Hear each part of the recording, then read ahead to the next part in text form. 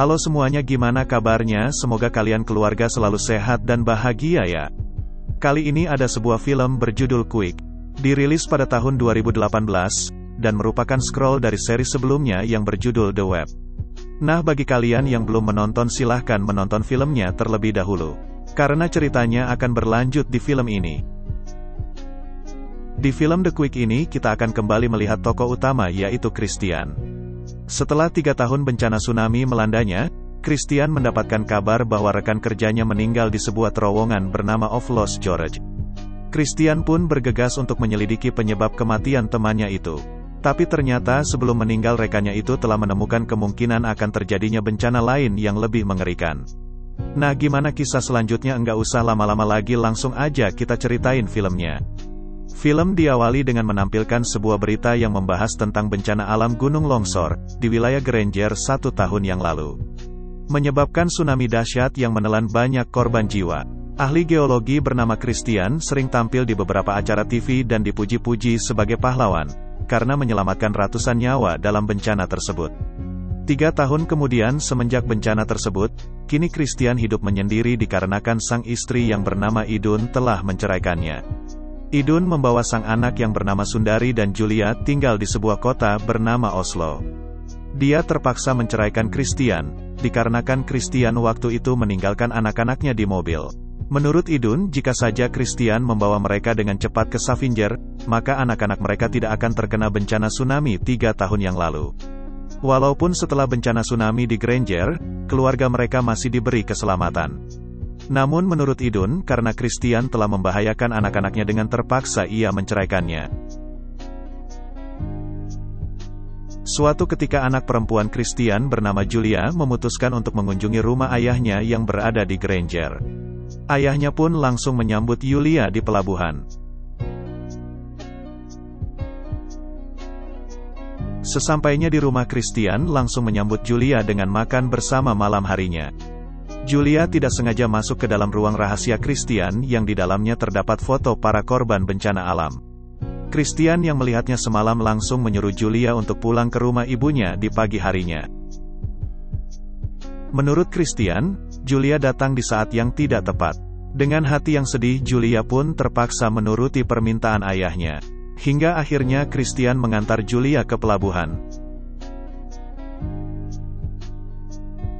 Saat Julia menaiki kapal, shawl milik Julia ternyata tertinggal di dalam mobil. Christian berniat memberikannya pada Julia, namun kapal yang dinaiki Julia sudah berlayar. Julia memandangi ayahnya dengan rasa kecewa yang cukup dalam. Di tempat lain, ada seseorang bernama Conrad. Ia ingin pergi menuju ke terowongan Sworjord. Namun di tempat itu tiba-tiba saja muncul getaran yang membuat bebatuan di sana menjadi runtuh hingga membuat Conrad tewas dalam kejadian itu. Sementara itu Christian melihat sebuah berita yang menyatakan bahwa rekan kerjanya yaitu Conrad telah meninggal di terowongan Sworjord. Dia pun melihat sebuah berkas yang di dalamnya terdapat beberapa hasil penelitian milik Conrad. Lalu Christian memutuskan untuk pergi ke Oslo untuk menyelidiki kematian dari Conrad. Sesampainya di Oslo, Christian bertemu dengan supervisor Conrad yang bernama John. Christian menanyakan apa yang sebenarnya terjadi terowongan tersebut. Saat itu Christian mengira kalau kuadrat mati akibat gempa alami yang membuat bebatuan di situ menjadi runtuh. Namun John menjelaskan pada Christian bahwa tidak ada yang perlu dikhawatirkan. Karena sistem pemantauan terbaru menunjukkan bahwa ada banyak aktivitas getaran buatan manusia akibat konstruksi bangunan. Getaran tersebut menyebabkan bebatuan di terowongan itu menjadi runtuh. John berkata, jika terjadi aktivitas yang mencurigakan maka dia akan mengabarkannya pada Christian. Namun Christian masih belum yakin bahwa getaran itu disebabkan oleh getaran buatan manusia. Sehingga dia pergi ke rumah Conrad untuk menyelidiki apa yang dilakukan Conrad di dalam terowongan itu. Sesampainya di sana, Christian bertemu dengan putri Conrad bernama Mary di kantor Conrad. Christian menemukan semua penelitian Conrad, termasuk sampel batuan inti dan peta aktivitas gelombang seismik yang lebih serius daripada yang dikatakan oleh John. Yang dikhawatirkan sekarang, akan muncul gempa besar secara mendadak dan akan memakan banyak korban. Sehingga Christian kembali menghubungi John. dan bertanya dari mana John tahu gempa itu disebabkan oleh manusia. John menjawab bahwa getaran itu disebabkan oleh pekerjaan konstruksi bangunan. Merasa jawaban John kurang berbobot, maka Christian berusaha menyelidiki apa yang dilakukan Conrad di dalam terowongan tersebut. Malamnya Christian mengunjungi mantan istrinya di apartemennya. Sundari sangat senang melihat sang ayah, namun saat itu dia harus keluar. Karena sudah janjian nonton film bersama sang pacar. Di dalam apartemen, Christian meminta maaf kepada mantan istrinya, karena telah mengirim Julia pulang lebih awal. Tak lupa dia juga mengembalikan syal milik Julia. Mantan istrinya meminta Christian untuk datang ke pentas bareng Julia esok hari. Christian pun langsung menyanggupi permintaan sang mantan istri. Di pagi hari Christian sudah ke rumah Conrad dan bertemu dengan Mary. Christian mengatakan pada Mary bahwa pasti ada sesuatu yang sedang diselidiki oleh Conrad di dalam terowongan tersebut. Dia mulai merasakan ada sesuatu yang besar akan terjadi, sehingga ia meyakinkan Mary untuk ikut ke dalam terowongan tersebut. Mereka mulai masuk ke dalam terowongan itu. Di dalam sana, Christian menemukan sampel batuan inti yang ingin diambil oleh Conrad. Setelah berhasil mengambil sampel batuan inti, mereka pun segera kembali. Di perjalanan, Christian ditelepon oleh mantan istri dan menanyakan di mana dia. Sang mantan istri berkata bahwa pentas Julia sudah dimulai. Di waktu bersamaan, Christian tidak sengaja mematahkan sabar bebatuan itu. Padahal seharusnya batu tersebut tidak begitu rapuh karena terbuat dari batu padat.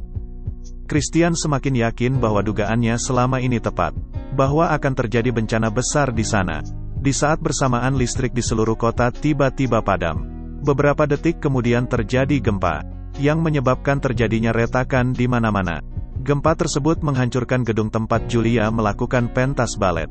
Christian kemudian menemui John, dan langsung memperlihatkan sampel batuan inti yang rapuh. Seharusnya batu itu tidak serapuh hatimu. Melihat Christian emosi, John mencoba menenangkan Christian, dan berkata bahwa semuanya akan baik-baik saja. Christian langsung pergi setelah gagal meyakinkan John tentang adanya aktivitas gelombang seismik yang terus menimahnya.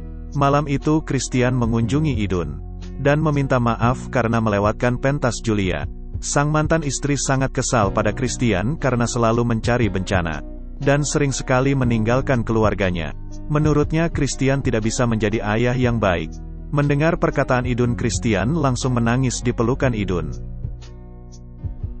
Di pagi hari esok harinya saat Julia dan Sundari terbangun, mereka melihat sang ayah yang sedang menyiapkan sarapan.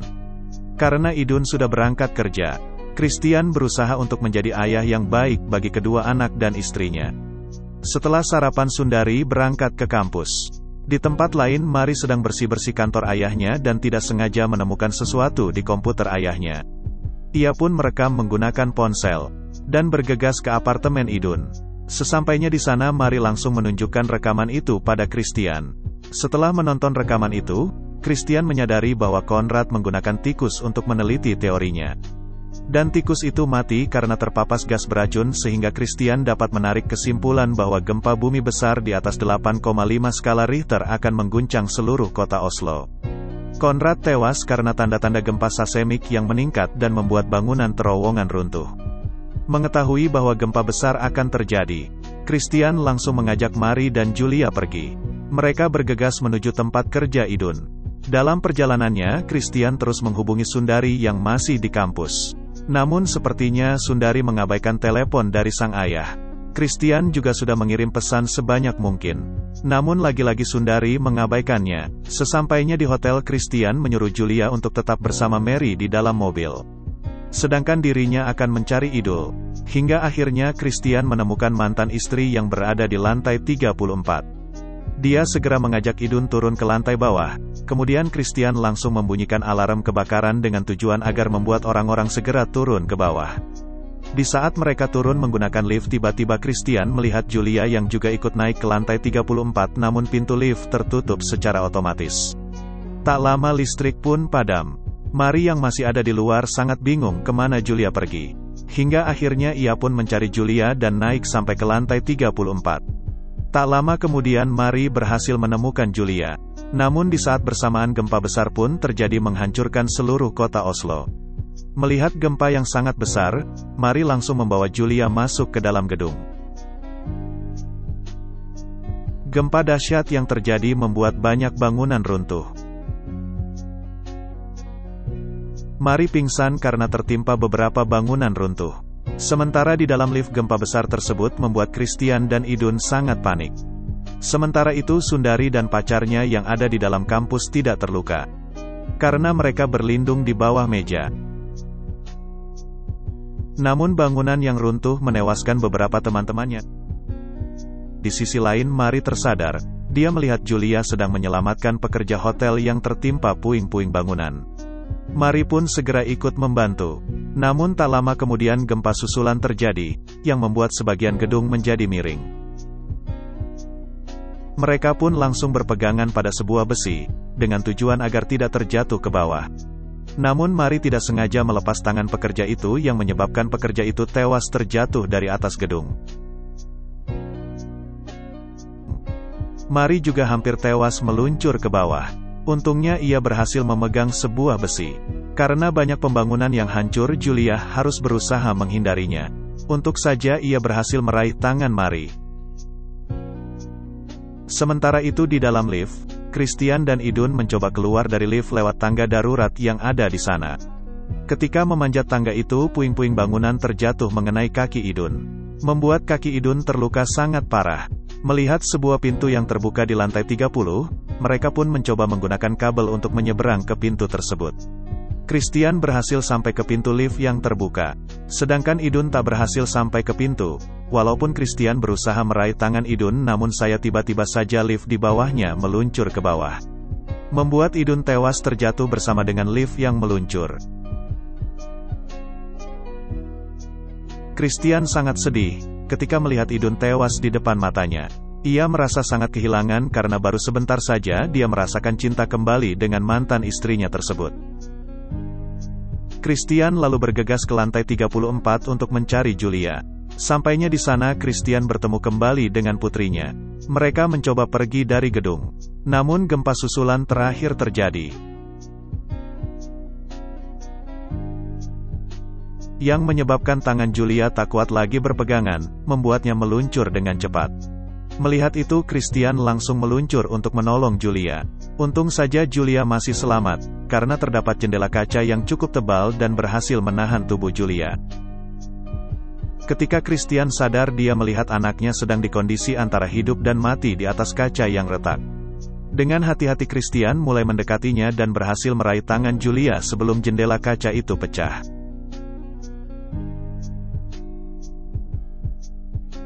Dengan bantuan Mari, akhirnya mereka berhasil menarik Julia. Mereka bertiga kemudian terus berusaha memanjat ke atas gedung untuk menuju ke tempat aman dan menunggu diselamatkan oleh tim SAR, hingga akhirnya mereka berhasil keluar dari tragedi mengerikan yang terjadi saat itu.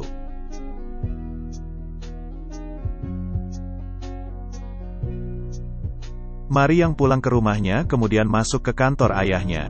Ia menemukan sebagian besar barang ayahnya yang telah hancur kecuali fotonya saat masih kecil saat bersama dengan ayahnya.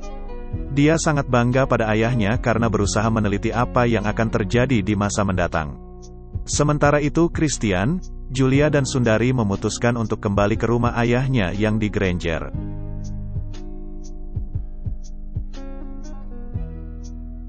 Film ini menyampaikan bahwa manusia dapat memperkirakan akan tanda-tanda gempa bumi besar di masa mendatang. Kemudian film pun berakhir. Keluarga adalah segalanya, cinta dan kasih sayang dari keluarga adalah hidup bagi kita. Saat kehilangan barulah kita sadar bahwa orang yang kita cintai adalah separuh hati dari jiwa kita. Jangan anggap remeh peringatan dari seseorang, karena kita tidak tahu apa yang akan terjadi dan mungkin saja orang lain lebih mengetahui apa yang tidak kita ketahui.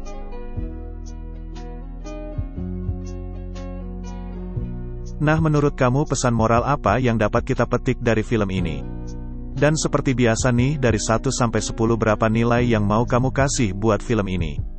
Tulis pendapatmu di kolom komentar ya. Sekian cerita film kali ini, semoga kalian suka dan terhibur. Sampai jumpa di cerita film selanjutnya.